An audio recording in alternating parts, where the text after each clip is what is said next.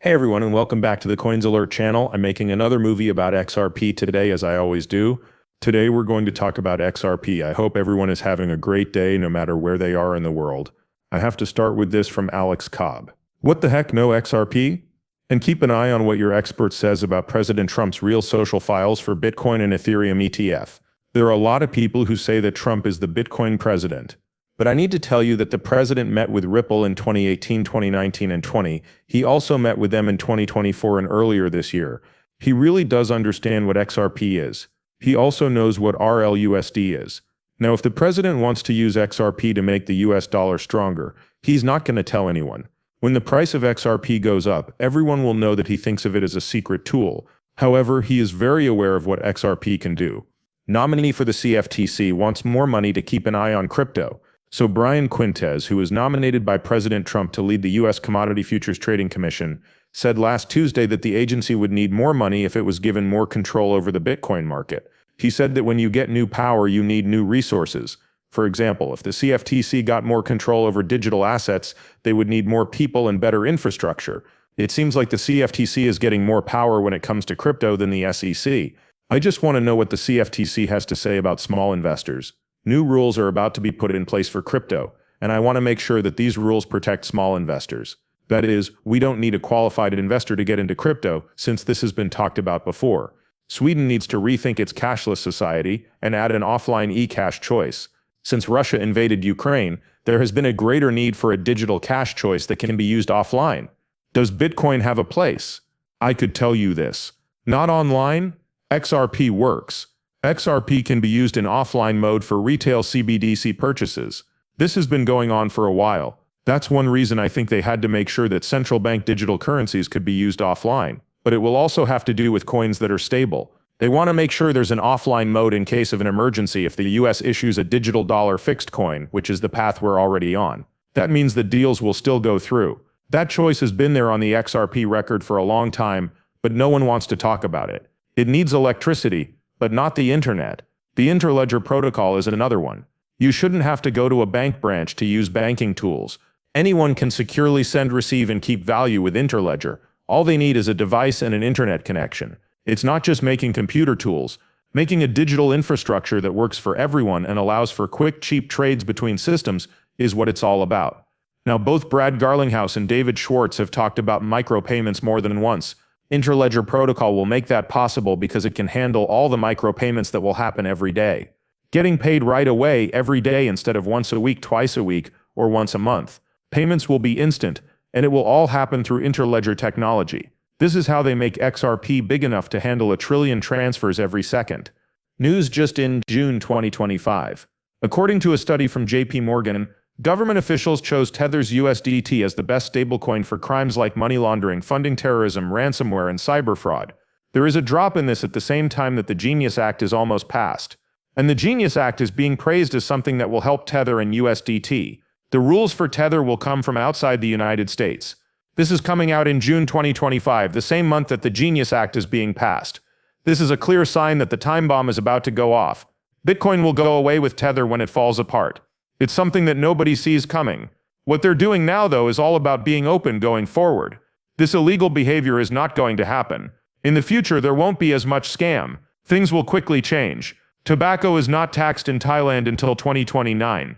Thailand just made it so that crypto gains are no longer subject to capital gains tax. For 4 more years, earnings won't be taxed. The Thai government is making things easy for crypto degens. I really wish the US would follow this path. People are going to say things like, I'm moving to Thailand before crypto takes off. But why until 2029 only? Wouldn't it be better to just get rid of it? This is strange for Thailand to do right now, but I like the thought of it. Because I hope other countries will soon do the same.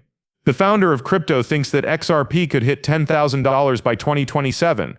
Don't forget what I told you over and over, I think the schedule is changing.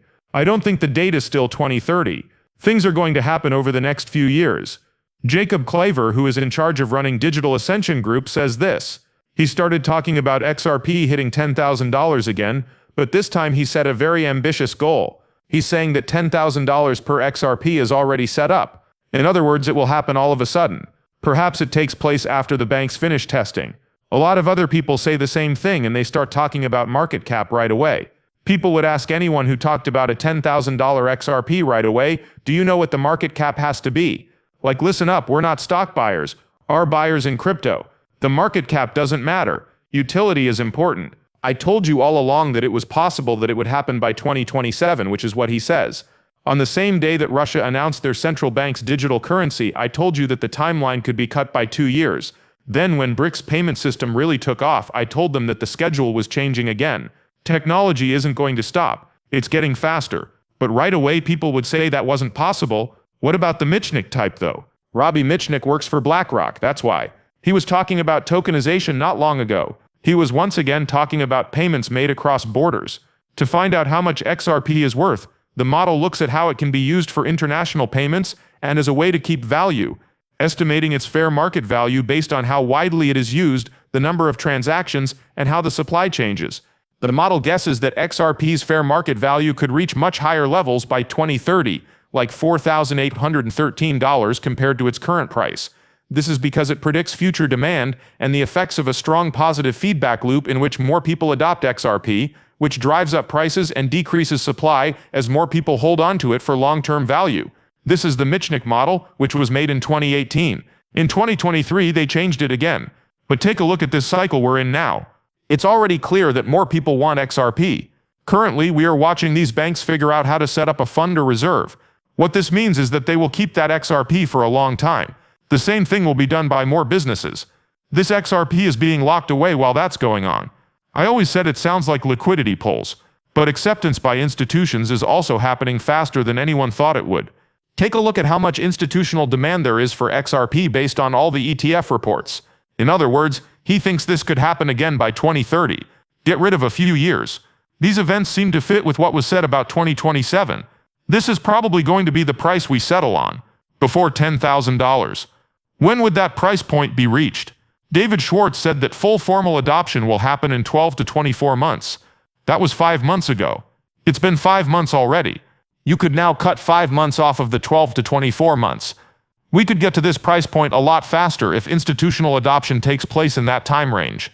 It's going to happen so much sooner, as I've been telling you the whole time. If that 2030 deadline makes you sad, you won't be sad anymore.